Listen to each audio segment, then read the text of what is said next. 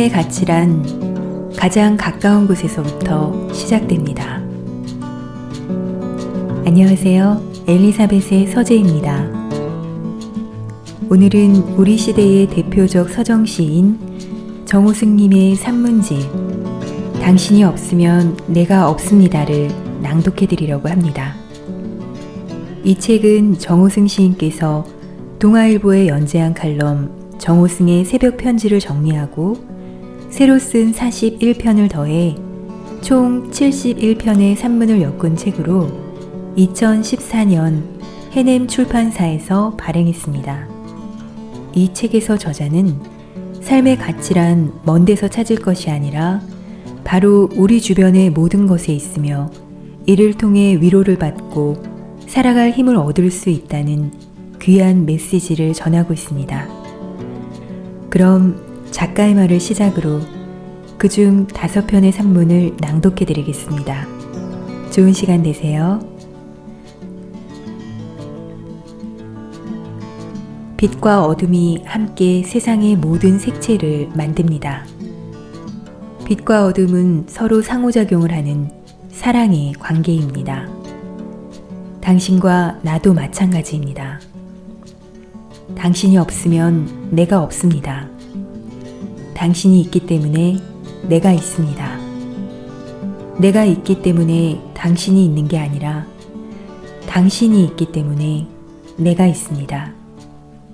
이 책을 어둠의 가치를 소중하게 생각하며 인생의 새벽을 기다리는 당신에게 바칩니다.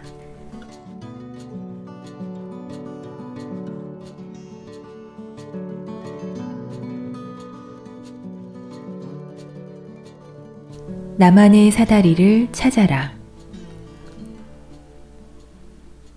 두 나그네가 있었다. 그들은 오랫동안 여행을 한 탓에 몹시 지치고 배가 고파 그대로 쓰러질 것 같았다. 그래도 그들은 있는 힘을 다해 마을에 다다라 어느 집 대문을 힘껏 두드렸다. 집에는 아무도 없었다. 문을 밀자 문이 그대로 열렸다. 그들은 먹을거리를 찾아 곧바로 부엌으로 들어갔다. 부엌에는 과일이 가득 담긴 바구니 하나가 천장 높이 매달려 있었다. 저 과일을 꺼내 먹을 수 있으면 얼마나 좋을까? 그들은 바구니를 올려다보며 침을 꿀꺽 삼켰다. 그때 한 나그네가 투덜거리며 말했다. 너무 높이 매달려 있어 내릴 수가 없어. 빨리 다른 집으로 가는 게 좋겠어. 그는 다른 집으로 가기 위해 서둘러 부엌을 빠져나갔다. 그러나 다른 한 나그네는 바구니를 올려다보며 이렇게 말했다. 아니야, 난 저 과일을 꼭 꺼내 먹을 거야. 아무리 높이 매달려 있어도 누군가가 저기에다 걸어놓은 거야. 그렇다면 꺼낼 수도 있는 거야. 그는 집안 곳곳을 돌아다니면서 무언가를 찾기 시작했고 곧 헛간에서 사다리를 찾아 부엌으로 가져왔다. 그러고는 사다리를 타고 올라가 천장 높이 매달린 바구니 속 과일을 꺼내 먹었다. 탈무드에 있는 이야기다. 천장 높이 매달려 있는 과일 바구니를 보고 두 나그네가 극명하게 서로 다른 태도를 나타낸다. 한 사람은 쉽게 포기해버리고 또 한 사람은 적극적인 방법을 찾아내 과일을 꺼내 먹는다. 결국 이 이야기는 어떤 태도를 지니느냐에 따라 삶의 방향이 완전히 달라질 수 있다는 것을 의미한다.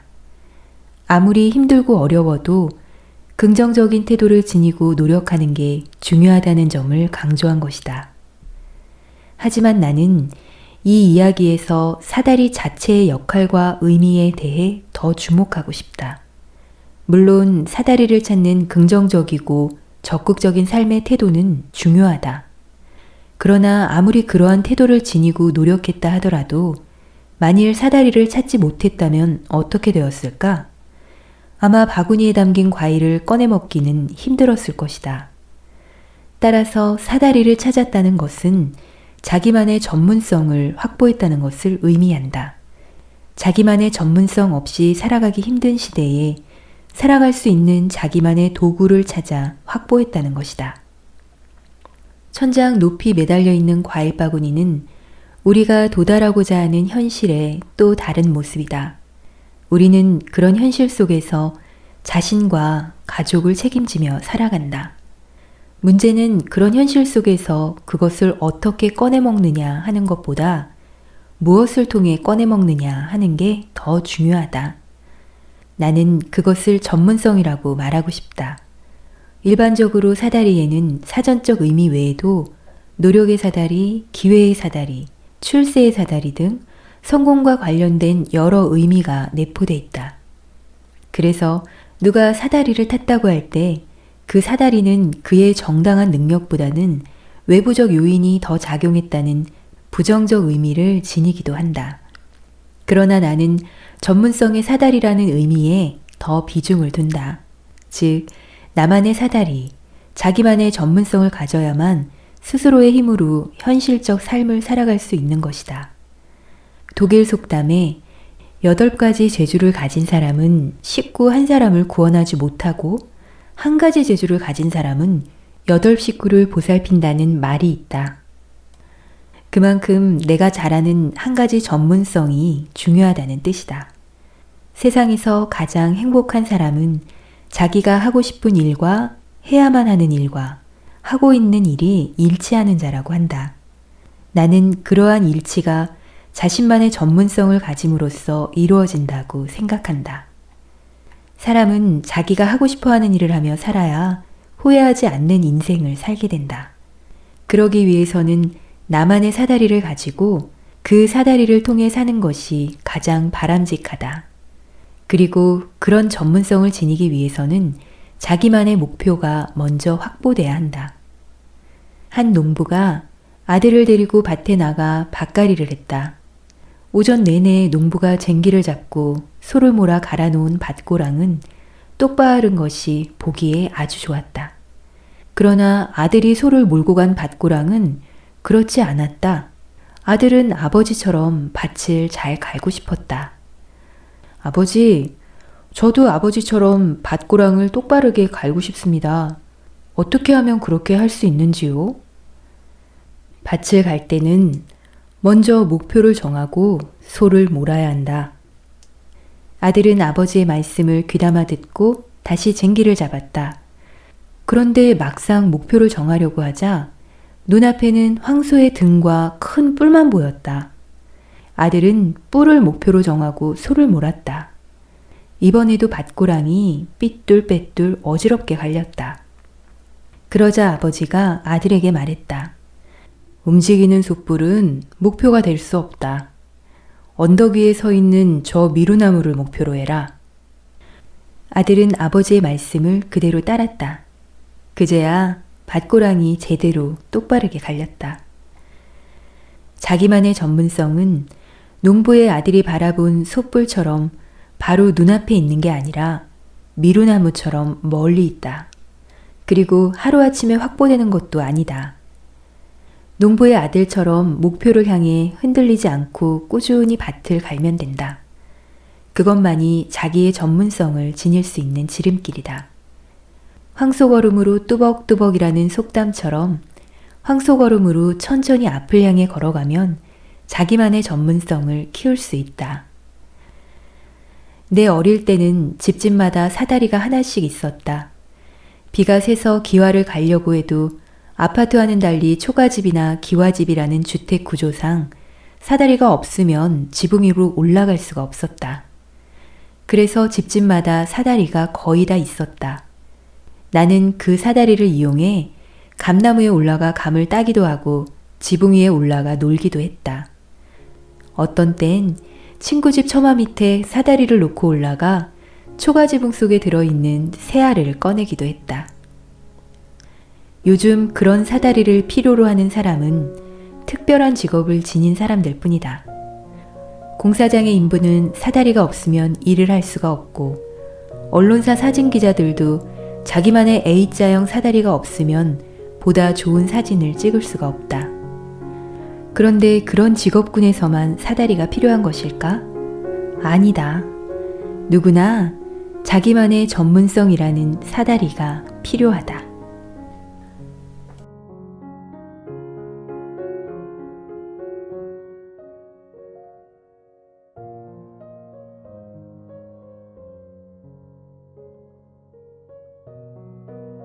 뿌리가 꽃이다. 1년 내내 아파트 베란다에 내버려 두었던 화분에서 수선화 싹이 돋기 시작했다. 입춘이 지난 날 우연히 베란다 청소를 하면서 빈 화분을 버리려고 하다가 싹이 돋는 것을 발견하곤 마음을 고쳐먹었다. 싹은 점점 자라 꽃대가 올라오고 나중엔 연노란 수선화가 환하게 피어올랐다. 베란다 유리창 앞에 화분을 놓고 갓 피어난 수선화를 보고 또 보았다. 맑다 못해 투명해 보이기까지 하는 수선화의 연노란 꽃빛이 아름다웠다. 수선화는 마치 내가 보고 싶어서 나를 만나기 위해 어둡고 좁은 화분 속에서도 겨울을 견디고 피어났다고 말하는 것 같았다. 지난해 봄 영등포 거리에서 꽃대가 막 올라온 수선화 화분을 사서 꽃이 시들 때까지 보다가 베란다 구석에 처박아 두고 까맣게 잊고만 나는 수선화에게 좀 미안한 생각이 들었다. 내가 사는 아파트는 1층인데다 서향이라 해질 무렵에만 햇빛이 잠깐 들어오기 때문에 베란다에 화초를 두면 잘 자라지 않는다.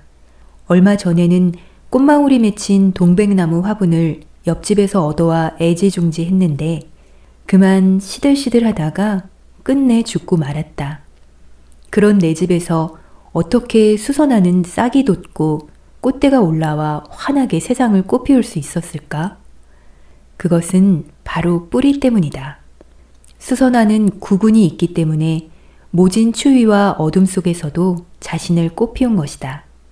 수선화는 꽃이 진 뒤에 잎과 줄기가 마르면 구근을 수확해 잘 말렸다가 가을철에 다른 화분에 옮겨 심기를 해야 이듬해 봄에 꽃이 잘 핀다.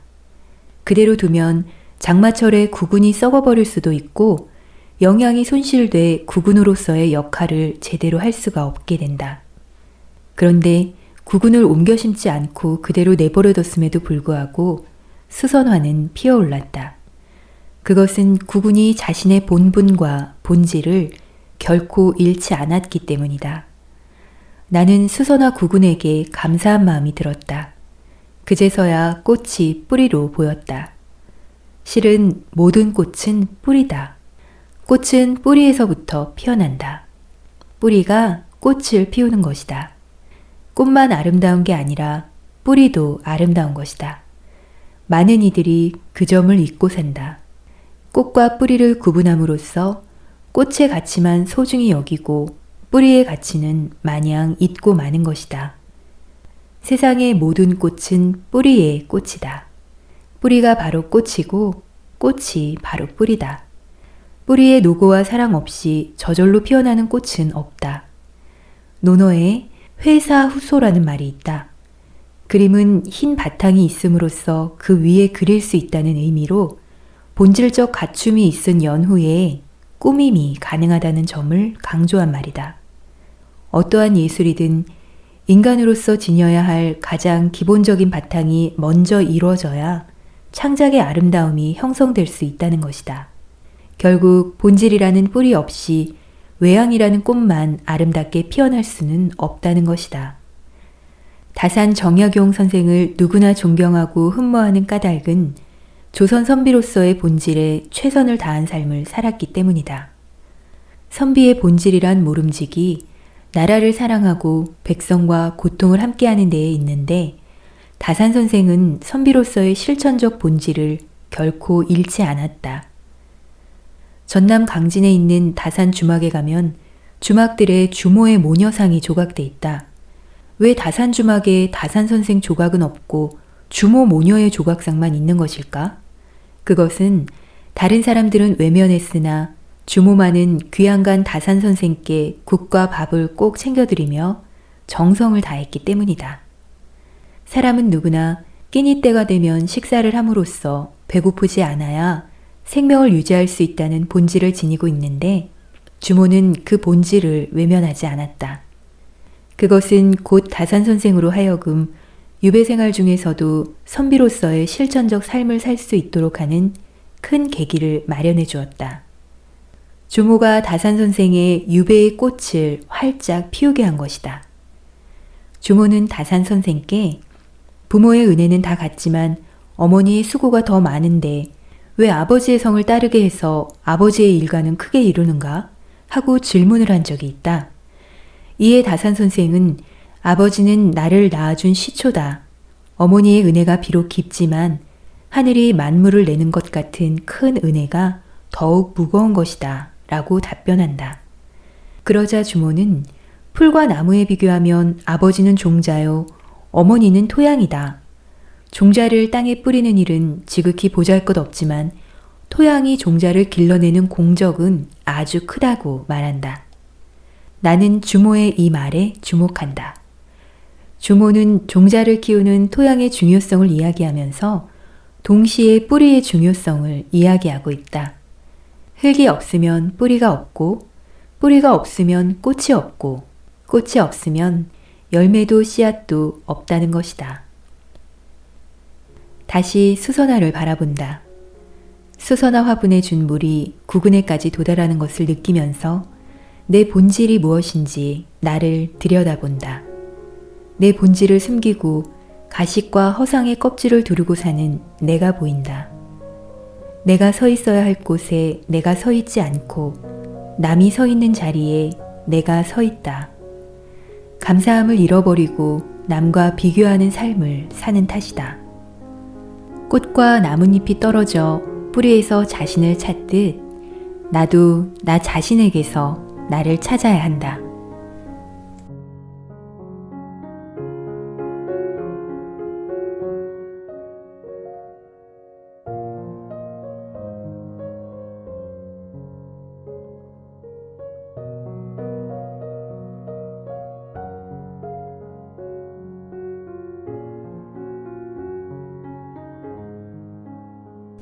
새들은 바람이 가장 강하게 부는 날 집을 짓는다.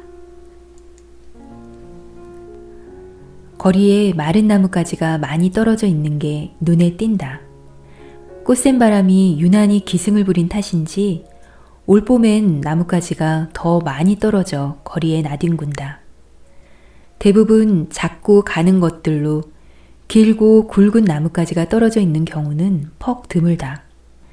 예년엔 그렇지 않았는데 올봄엔 그런 나뭇가지를 유심히 살펴보게 된다. 우연히 TV 화면에서 까치 부부가 집을 짓기 위해 부단히 노력하는 장면을 보게 된 탓이다. 까치 부부는 도심의 가로수 윗동에다 집을 짓기 위해 끊임없이 나뭇가지를 부리로 물어다 날랐다. 지난 겨울에 사람들이 나무의 윗동을 마치 새총처럼 잘라버려 까치 부부가 물어온 나뭇가지는 얼키설키 엮이지 못하고 계속 땅바닥에 떨어졌다. 받침대 역할을 하는 가지 하나 남아있지 않아 집에 기초공사를 할 수 없는데도 거의 한 달 동안이나 거리에 떨어진 나뭇가지를 물어다 날랐다. 까치들은 집의 위치를 기억하고 있어 사람들이 집을 없애버려도 원래 있었던 그곳에다 다시 지으려고 노력한다는 거였다. 그 노력이 얼마나 눈물겨운지 그것을 지켜보는 내 마음은 참으로 미안하고 아팠다. 그때 문득 봄이 오면 왜 꽃샘 바람이 꼭 불어오는지, 나뭇가지가 왜 바람에 잔잔하게 부러져 거리에 나뒹구는지 그 까닭을 알 수 있었다. 그것은 까치와 같은 작은 새들로 하여금 집을 지을 때 그런 나뭇가지로 지으라고 그런 거였다. 만일 꽃샘 바람이 불어오지 않고 나뭇가지 하나 부러지지 않는다면 새들이 무엇으로 집을 지을 수 있겠는가? 또 떨어진 나뭇가지가 마냥 크고 굵기만 하다면 새들이 그 연약한 부리로 어떻게 나뭇가지를 옮길 수 있겠는가? 새들은 바람이 가장 강하게 부는 날 집을 짓는다. 강한 바람에도 견딜 수 있는 튼튼한 집을 짓기 위해서다. 태풍이 불어와도 나뭇가지가 꺾였으면 꺾였지 새들의 집이 부서지지 않는 것은 바로 그런 까닭이다. 그런데 바람이 강하게 부는 날 집을 지으려면 새들이 얼마나 힘들겠는가? 바람이 고요히 그치기를 기다려 집을 지으면 집 짓기가 훨씬 더 수월할 것이다. 나뭇가지를 물어오는 일도 부리로 흙을 이기는 일도 훨씬 쉬울 것이다. 그러나 그 결과는 좋지 않을 것이다. 바람이 강하게 부는 날 지은 집은 강한 바람에도 무너지지 않겠지만 바람이 불지 않는 날 지은 집은 약한 바람에도 허물어져 버릴 것이다. 만약 그런 집에 새들이 알을 낳는다면 알이 땅으로 떨어질 수도 있고 새끼가 태어난다면 새끼 또한 떨어져 다치거나 죽고 말 것이다. 새들이 나무에 집을 짓는 것을 보면 참으로 놀랍다. 누가 가르쳐 준 것도 아닌데 어떻게 그렇게 집을 지을 수 있을까? 높은 나뭇가지 위에 지은 까치집을 보면 그것도 층층이 다세대 주택을 지어놓은 것을 보면 아름답기 그지없다. 그래서 그 나무 또한 아름답다. 새들은 자신의 보금자리를 나무에 지을 수 있어서 좋고 나무는 새들의 집들 때문에 자신들이 아름다워져서 좋다. 이 얼마나 사랑과 배려가 있는 조화로운 이타적 삶인가. 인간들은 그런 까치집을 송두리째 파괴해버린다. 언젠가 화가 이종상 선생께서 까치집에 있는 나무가 뿌리째 뽑혀 이삿짐 트럭에 실려가는 풍경을 그린 이사라는 그림을 본 적이 있다. 나무는 뿌리 부분을 트럭 위쪽으로 걸쳐놓고 길게 누워 있었는데 아래쪽 나뭇가지엔 까치집이 그대로 남아 있었다. 트럭은 숨차게 달려가고 있었고 그 뒤를 까치 2마리가 힘겹게 따라가고 있었다. 그 그림을 보는 순간 트럭에 실려가는 까치집을 따라가는 까치의 안타까운 마음이 내게 그대로 전해졌다. 까치는 이사를 가고 싶어서 가는 게 아니라 집을 지어놓은 나무가 인간에 의해 이사를 가기 때문에 가는 거였다. 새들이 바람이 가장 강하게 부는 날 집을 짓는 것은 인간이 집을 지을 때 땅을 깊게 파는 것과 같다. 건물의 높이에 따라 땅파기의 깊이는 달라진다. 땅파기가 힘들다고 해서 얕게 파면 높은 건물을 지을 수 없다. 현재의 조건이 힘들다고 해서 주저앉으면 미래의 조건이 좋아질 리 없다. 누구나 인생이라는 집을 짓는다. 이 시대도 민주와 자유의 집을 짓는다. 그러나 그 집을 언제 어떻게 지어야 하느냐 하는 게 늘 문제다. 그 집은 어느 한때, 한순간에 완성되는 것은 아니다.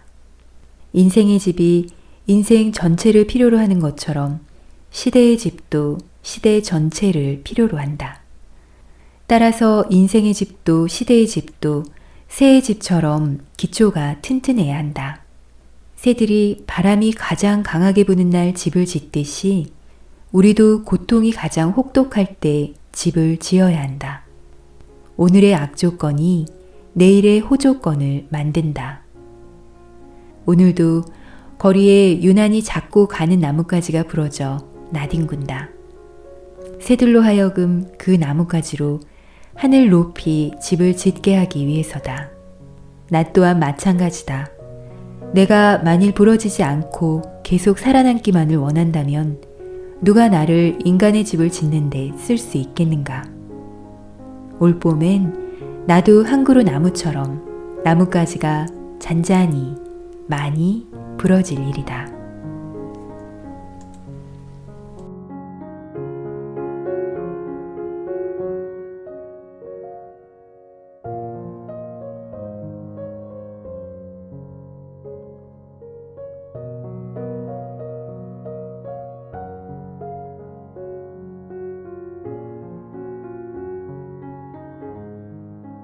선인장은 가장 굵은 가시에 꽃을 피운다.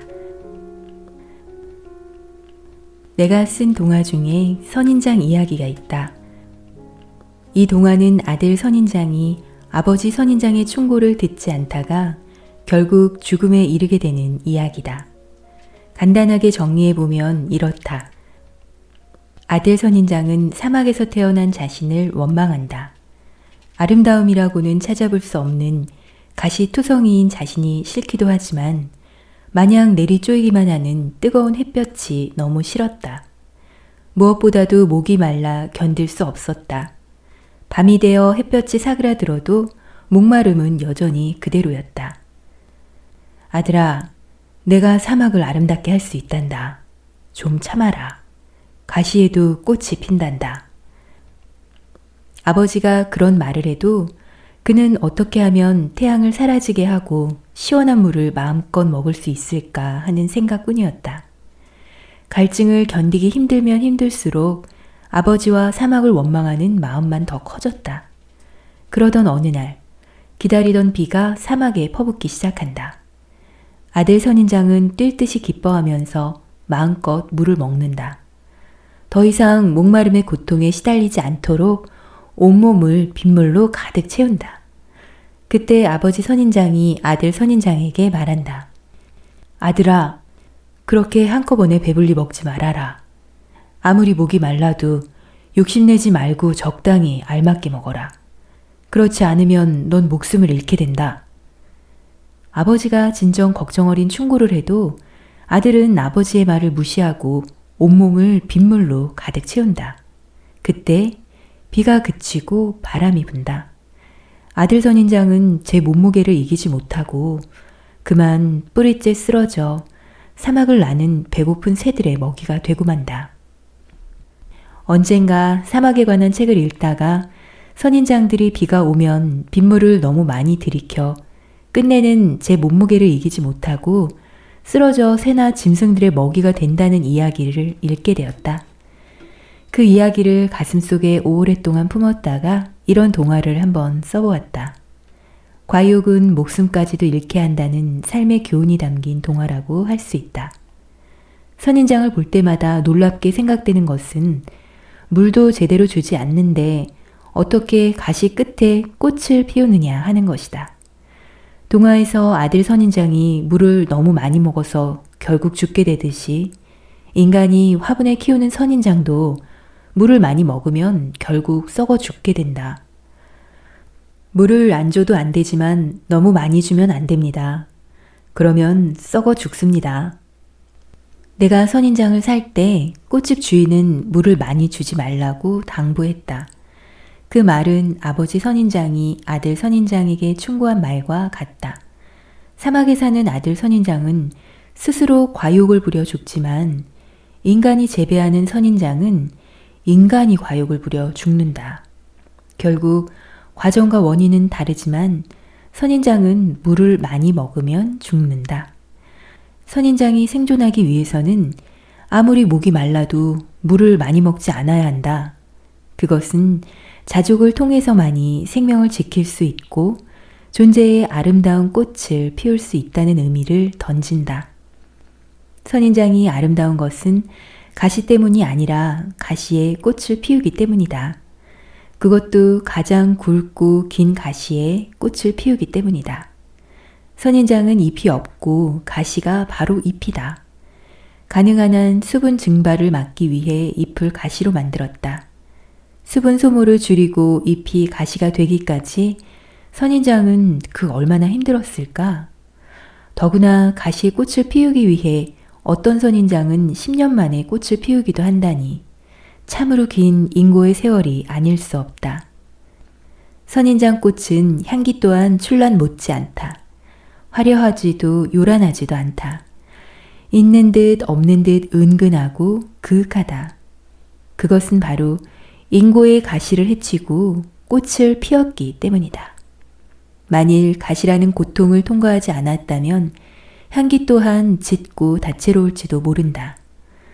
내가 선인장을 좋아하는 이유는 그 꽃이 고통과 절망의 가시를 승화시킨 인고의 꽃이고 그 향기 또한 인고의 향기이기 때문이다. 이제 나는 내 삶이 온통 고통의 가시로 이루어져 있다고 해서 그 가시가 실패와 절망의 가시로 다시 돋아난다고 해서 크게 원망하지는 않는다. 나도 선인장처럼 가시에 꽃을 피울 수 있다고 생각하면 인생이 좀 느긋해지고 편안해진다. 가시가 되는 준비 과정이 없다면 선인장이 결코 꽃을 피우지 못하듯이 내 인생이라는 사막에 자라는 선인장도 반드시 가시가 있어야 아름다운 꽃을 피울 수 있다. 만일 선인장이 늘 비가 알맞게 오는 사막을 원한다면, 늘 맑고 따뜻한 햇살이 어른거리는 봄과 같은 사막에서 살기를 원한다면 스스로 존재 가치를 잃게 된다.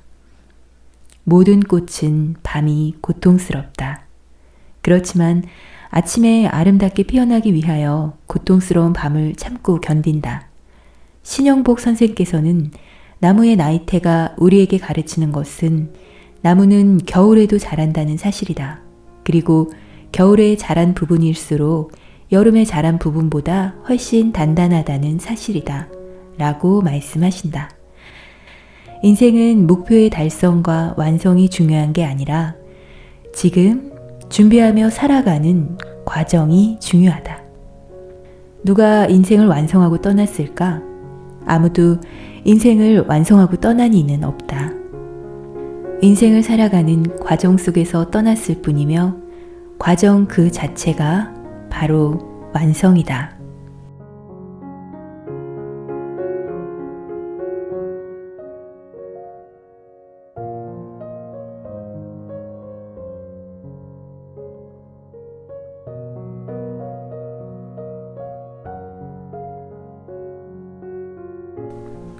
당신이 없으면 내가 없습니다. 가을은 찾아왔지만 지난 여름 태풍을 잊을 수 없다. 새벽에 느닷없이 창을 뒤흔들던 태풍은 순식간에 수많은 나무를 쓰러뜨렸다.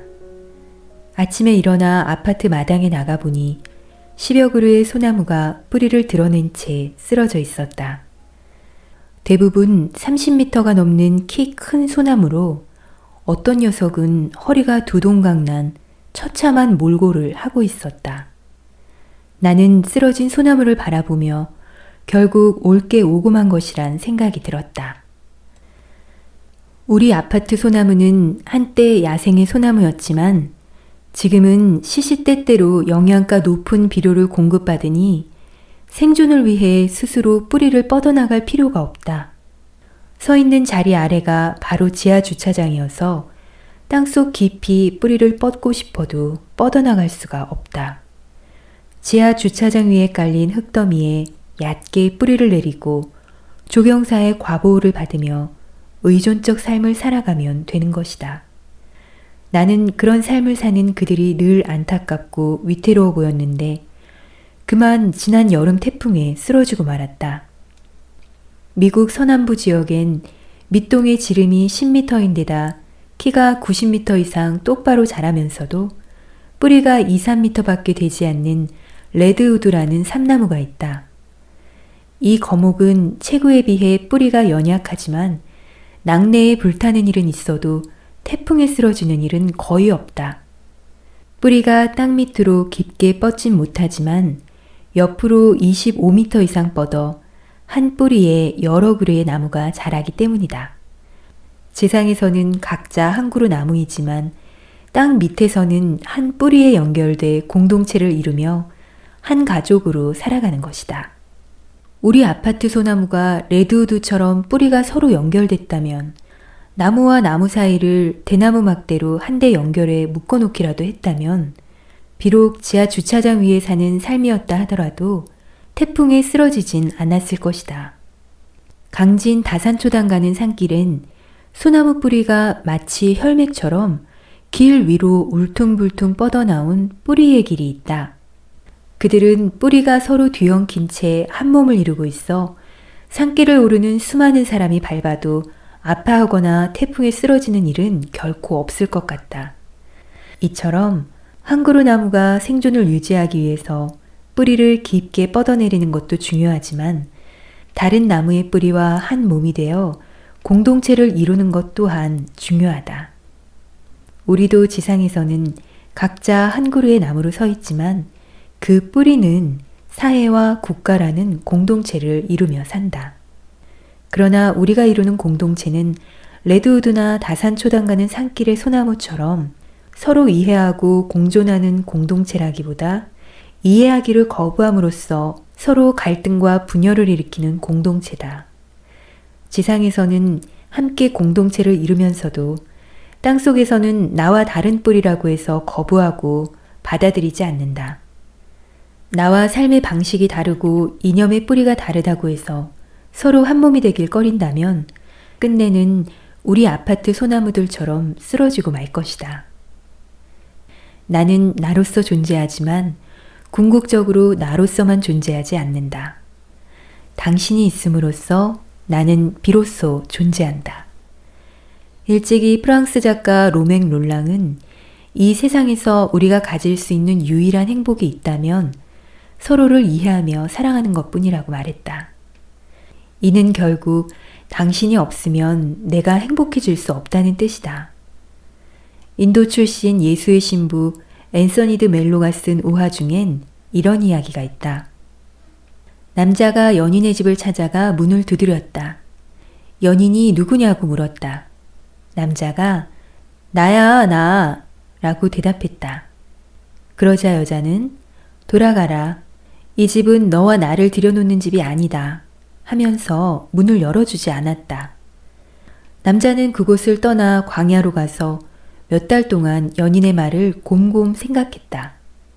그러고는 다시 돌아와 문을 두드렸다. 연인이 다시 누구냐고 물었다. 남자가 이번에는 너야, 너 라고 말했다. 그러자 금방 문이 열렸다. 우리는 이렇게 나이면서도 동시에 너다.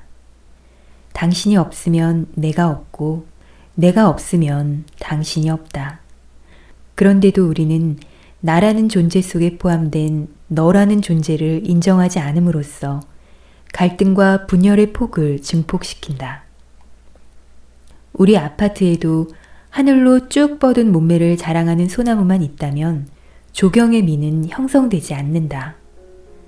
울타리로 심는 쥐똥나무나 회양목 같은 키 작고 볼품없는 나무와 어우러져야 조경의 미는 완성된다.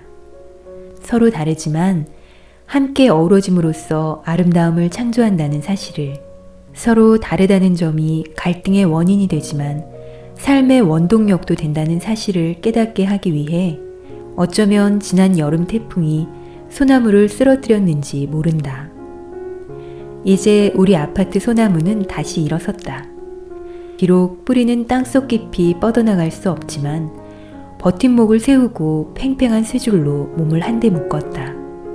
지난 여름 태풍보다 더 강한 태풍이 불어오더라도 이제 서로 한 몸을 이루며 쓰러지지 않을 것이다.